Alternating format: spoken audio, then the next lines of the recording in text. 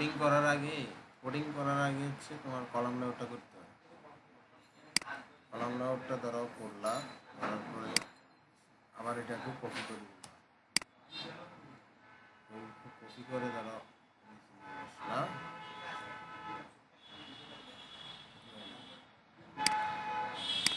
হচ্ছে সমস্যা কেন যে ফ্যানটা কপি করলাম। হ্যাঁ, এটা হচ্ছে আমার কোডিং লেআউট।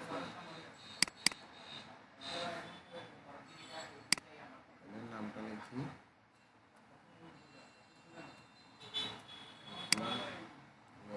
মানে এটা মাত্রা বড় করে দিই। এখন আমার এগুলো ডিলিট করে দিবে, এটা ডিলিট করে দিবে। রাইসে ক্লিক করলাম,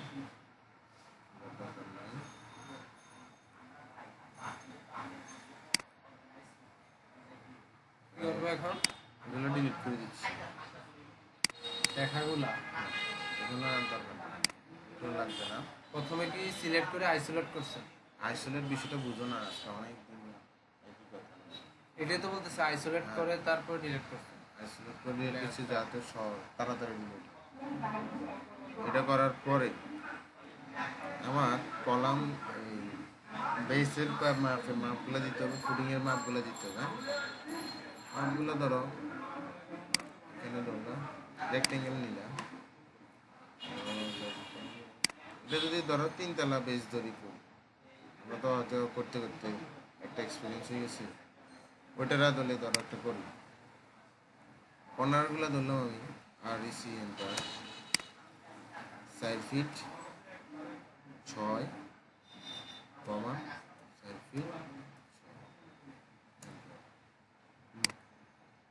আচ্ছা, রেক্টেঙ্গেলে নিচ্ছে না, পিএল এন্টার, পিএল এন্টার দিয়ে নিবা।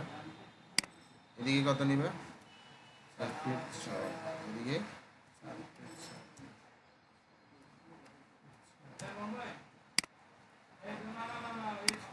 ফুটিং মূলত তোমার অনেক রকমই হয়। এটা হচ্ছে ধরো আমাদের সিম্পল যে ফুটিংগুলো ওইটা, হ্যাঁ, শ্যালো ফাউন্ডেশন বলে। এটার কি বলে? Shallow foundation. আর আবার যদি আমার কলাম দুইটার মধ্যে যদি একই ফুটিং হয়, যেমন এরকম যদি হয়, তখন ধরে না, অনেক সময় এরকমও হয়। এটা হচ্ছে কম্বাইন ফুটিং। কম্বাইন ফুটিংয়ে আবার রডের বিন্যাস অন্যরকম হয়। আবার আরেকটা হচ্ছে যে পুরোটা ম্যাট ফুটিং। ম্যাট ফুটিং হচ্ছে ধরো পুরোটা এরকম তোমার ম্যাটে একবার পুরোটা ডালাই দেবে একসাথে। এটা পরে মাটি নরম হলে বেশি নরম হবে না, এইভাবে পুরোটা একসাথে। কোনো পুকুরের উপরে করলে তাইলে পুকুরের মাটি, কাদার নিচে মাটি শক্ত আছে না, পুরো পুরো করলে ধরো আমি এটা ফুটিং 1 আর এটা সাইজ, এটা 1 নামকরণটা করি ফেলি।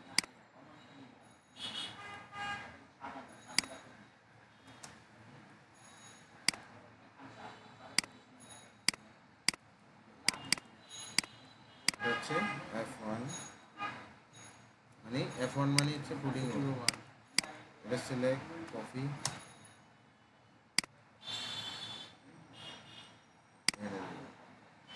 আর আমি এই কর্নারটা F1 ধরলাম,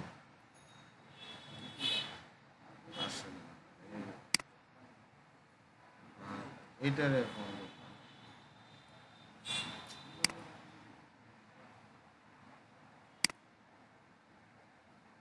এবার F2 হবে, ধরো F2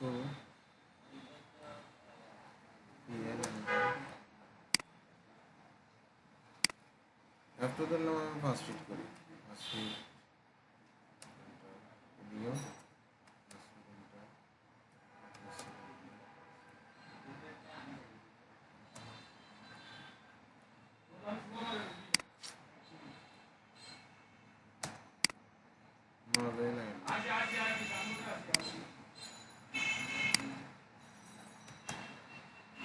জয়েন করে দিলাম।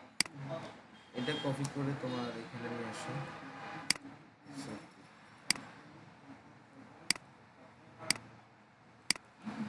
এটা হচ্ছে কি টু টুটা এবার সিলেক্ট করো, কপি করে আমি এটা সেন্টার ধরছি না, তুমিও কলামের সেন্টারে বসাবো। এটা মাথায় রাখবে, সুতার কোনো সেন্টার নাই। কিসের? কলাম, কলামের সেন্টার। এই যে দেখতেছো কলামের সেন্টার শো করতেছে না? হ্যাঁ, এবং তোমার যদি শো না করে, না করলে না করলে এই যে এইভাবে করবা, একটা লাইন টানবা, এখানে একটা লাইন টানছো, এখানে একটা লাইন টানবা সেন্টার।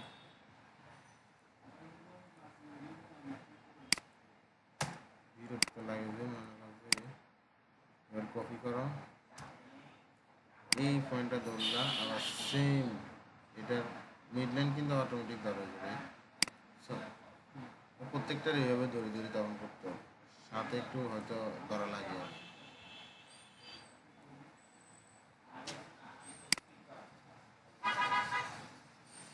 আর এখানে দিলা 5 ফিট, এটাও 5,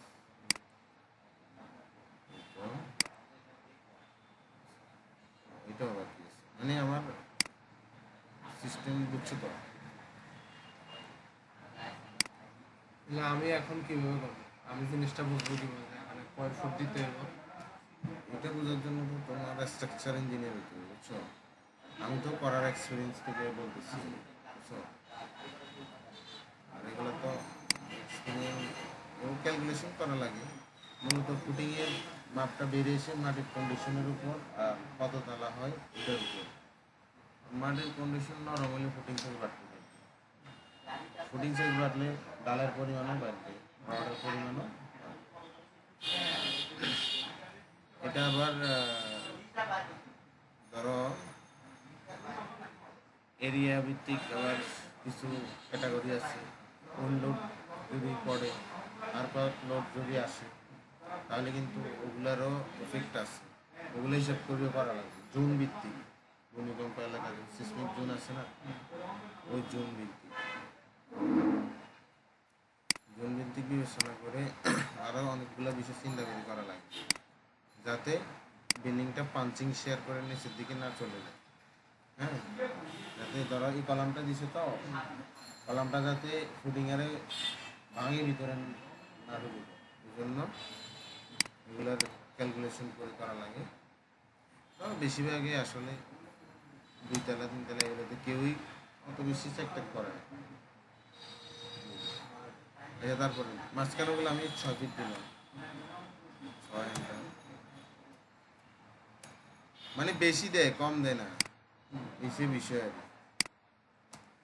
আর স্যার আবার ক্যালকুলেশন করি, 1 তলা 1 তলা হিসাব করি। মানে এই করে দিব মানে।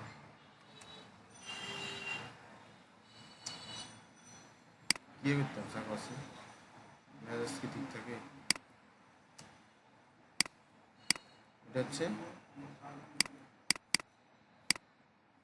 থিওরি। এটাও কপি করো, মিড পয়েন্টটা ধরো, সেন্টারে বসাই দাও,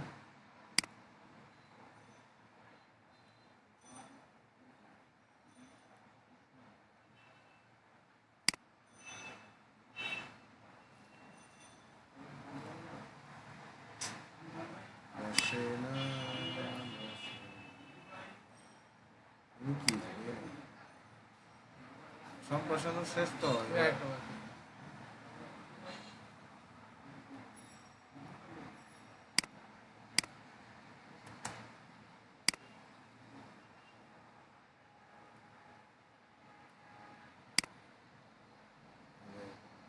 এবার তোমাকে ডাইমেনশন দিয়ে দেখা দিতে হবে কোন দিক থেকে কোন দিকে কতটুকু কাটা লাগবে, মাটিটা কাটা লাগবে। তো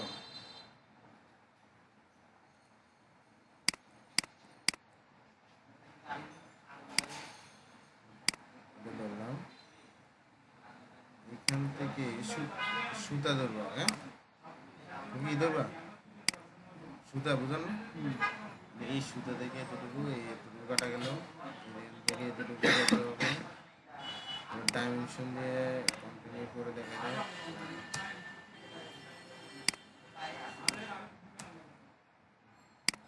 তার মানে যতটুকু কাটা ওদিক এই সোজা থেকে এদিকে যাবে কত 2 ফিট 2 এদিকে যাবে 2 ফুট 4। এদিকেও 2 ফিট 4 এদিকে 2 ফিট। এভাবে করে প্রত্যেকটাতে কি বের করতে হবে, প্রত্যেকটাতে তোমাকে দেখাইতে হবে। আর না হয় এইভাবে ধরে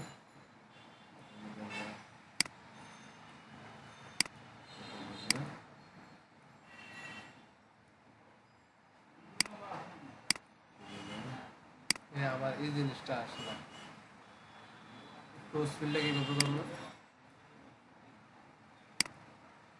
এভাবেও দেখাতে পারো। হ্যাঁ, এটা হচ্ছে তোমার লেআউট, কলাম ফুটিং লেআউট। আর কলামেরও একটা শিডিউল আছে, ফুটিংয়েরও একটা শিডিউল আছে। ওই শিডিউলটা আগামী ক্লাসে দেখা যাবে।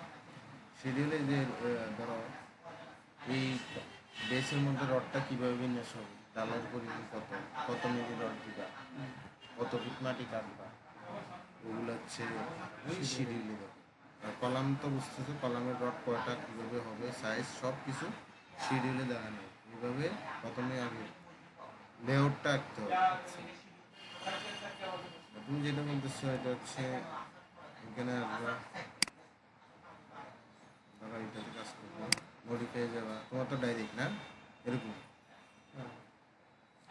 এখান থেকে আসে এই যে ডট আছে, আচ্ছা এই যে ডট ডট দিবা।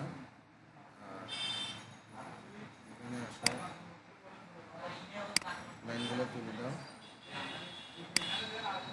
হ্যাঁ, এগুলো রাখবো। তারপর এখানে আসো, এই যে এখান থেকে সাইজগুলো একটু বাড়ায় দাও।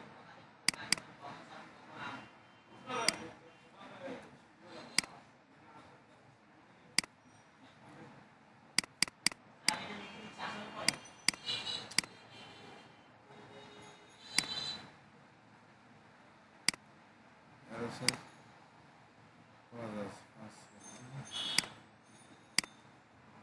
ওটা বাড়িয়েছে, ওটা তো বেশি দরকার, এটা 1 ইঞ্চি রাখো, 1 ইঞ্চি ছোট জায়গায় 3 ঠিক আছে। এভাবে করে দেখতে পারো, একটু নিজে নিজে কিছু করার চেষ্টা করো, তাহলে না হবে। চেষ্টা করছি কিন্তু ওখানে হয়ে যায়। এখন বুঝে থাকেন, তোমারও হবে, হবে না তো তা না। তাহলে এই ফুটিং আর কলামটা সুন্দর করে করে তুমি করে আমার পাঠাতে পারো না, মানে হোয়াটসঅ্যাপ পাঠাতে পারো না।